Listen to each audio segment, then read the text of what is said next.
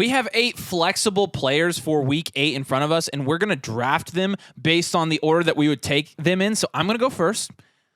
I don't think I can go anybody here but Devonta Smith. Devonta Smith playing the Commanders. The Commanders have given up the 8th highest number of fantasy points to wide receivers. And Devonta Smith, I get why people are nervous to start him. I get it. 14 points against Washington in week 4, though. He played 99% of snaps. He had 9 targets, 7 receptions, 78 yards. Again, 15 points. Absolutely, I'm taking that. And then obviously against the Rams, he had 1.6 points. The Jets, he had 9 points. And he had 8 points this last week against Miami. And there are a lot of people right now, although he got 11 targets in week 6, there are a lot of people that are looking at weeks 5 and 7 and seeing the 5 and 5 targets and being like, I'm not really comfortable starting Devonta Smith. There's a lot of people that are really, really low on Devonta Smith right now, and we get it. Devonta Smith last year, I saw this comment, and I want your thoughts on this, but Devonta Smith last year, he was in the 82nd percentile win rate against man, 77th win rate against zone, 87th win rate against press coverage. I was told by somebody in our YouTube comments, which I know I should take this with a grain of salt, that the only reason Devonta Smith did good last year was because Dallas Goedert was out. The only reason. He said we should note that. I'm here to tell you I truly don't believe that. And again, in a matchup, the Commanders defense, do we remember the Thursday Night Football game against the Bears? Because I remember. Justin Fields tearing up that secondary, as well as DJ Moore. And my strategy when I'm flexing these guys is always going to be more go with your stud. So naturally, I looked at, in my opinion, the best receiver on this list, and I said this is the one I'm most comfortable with. With that being said, this is a good matchup. Devonta Smith is an elite talent. Guys, what happens 7 weeks through the season is not how the rest of the season is going to play out. We see this play out every single year. My guess is that Devonta Smith will pick it up. My guess is that he's going to have a better second half of the season than he has had the first, which I know is setting the bar fairly low. But again, against this Commanders secondary, I'm very, very comfortable starting Devonta Smith. He's my first choice this week. Yeah, that's interesting that you mentioned that about Dallas Goedert, though, too, because we talked about this in the offseason. It wasn't a huge take that I talked to you about a lot, but it was one where I was like, we could see a little bit of regression from Devonta Smith this year if Dallas Goedert does stay healthy, because I do think there was a potential for a direct correlation between Goedert and Devonta Smith being on the field. Not necessarily that one would objectively overtake the other, but that there would probably be some inconsistent production between the two while they're on the field. It was definitely a contributing factor. It was very, That's very not. I'm not saying that, but the guy was completely discounting that. Saying that Devonta Smith wasn't good. And it's simply not true. I mean, and Devonta Smith, if A.J. Brown were to go down, Devonta Smith, it didn't matter. I mean, there's just too many mouths to feed right now. And the bottom line is that offense that was there last year, it's not near as good. It's not. Even though they're 6-1, even though they've looked fairly serviceable. There's a reason the Colts offense looks ridiculous right now. Yeah, and you're looking at Devonta Smith's production against Washington earlier this season, and A.J. Brown on top of that had a 38-point game off of 13 targets, 9 receptions, and 2 touchdowns. If I were a betting man, now maybe we're a little bit smarter than Ron Rivera. Maybe they'll do the same thing that they did last game and just let A.J. Brown walk all over them and do whatever he wants. But if I were a betting man, I would say that they'll probably adjust their coverage a little bit and prioritize A.J. Brown because he truly is a game wrecker. Devonta Smith, even though he's a phenomenal receiver in his own right, isn't going to wreck a game like A.J. Brown is capable of doing.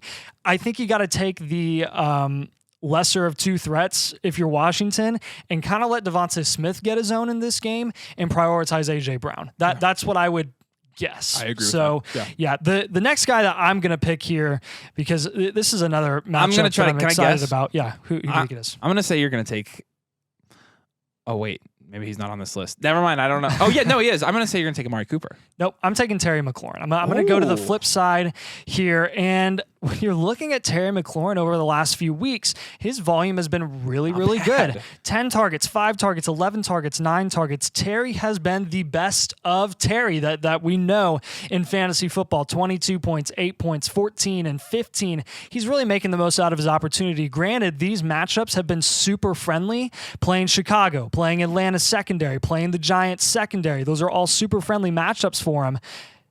But also take into account that Philadelphia secondary, from a fantasy football perspective, even though they may have an overall good defense, they have allowed a ton of points to wide receivers this year. The third most points given up to wide receivers in fantasy football, to be exact. When you're looking at Terry McLaurin, we all know that he is a great NFL wide receiver. Does that always translate to fantasy football points for him because of his situation? No, it doesn't. It does for Philadelphia. When you look at his last 3 matchups over the last 2 seasons with Terry McLaurin playing Philadelphia, he's had 9 targets, 11 targets, and 10 targets for 102, 128, and 86 yards.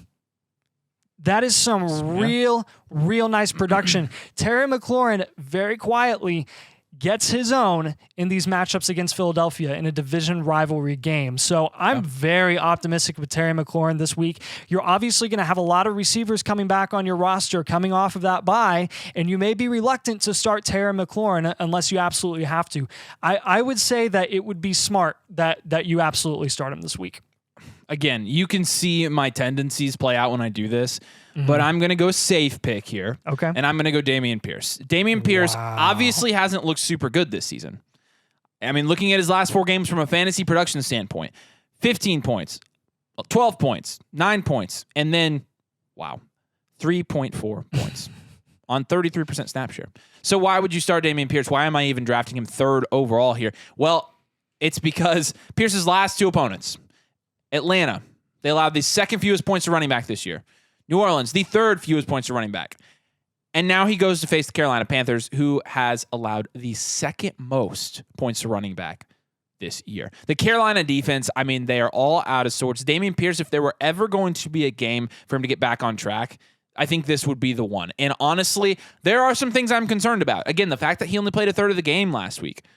However, when you're talking about a game where you're probably going to see the Houston Texans run and pass all over the Carolina Panthers, and I'm looking at this list, and I have all wide receivers, one more running back, but that running back happens to be Jahmyr Gibbs.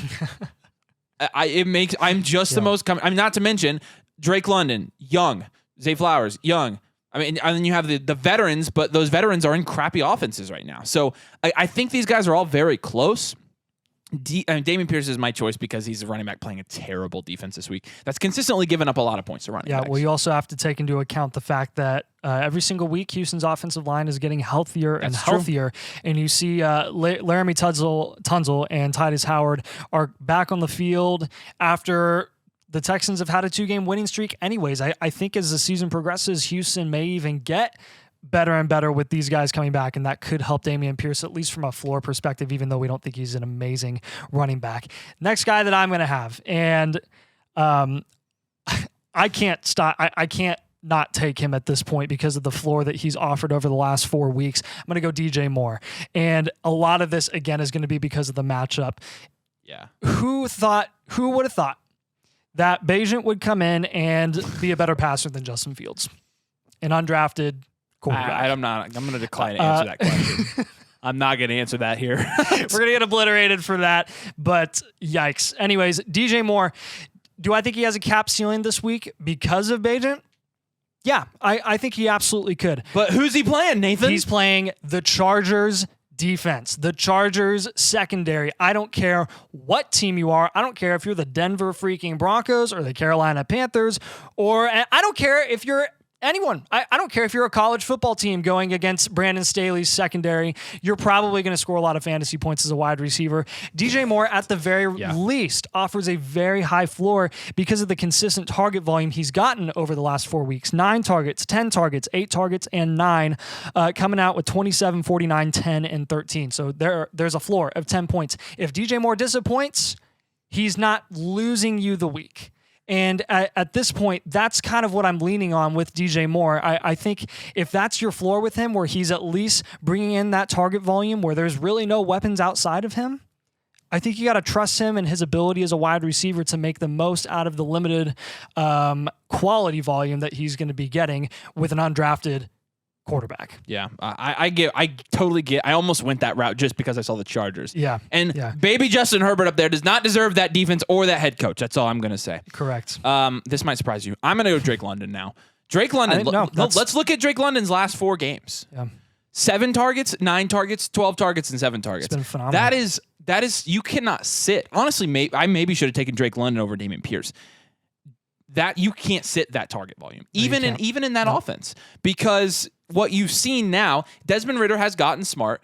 Number one. Number two, Arthur Smith has started to let him throw the ball. So now with the increase in pass attempts, Drake London's been pretty freaking good. I mean, Drake London last year obviously wasn't anything super special. He did have, nearly 900 yards, I think, his rookie year. But I think we all kind of had, tempered expectations.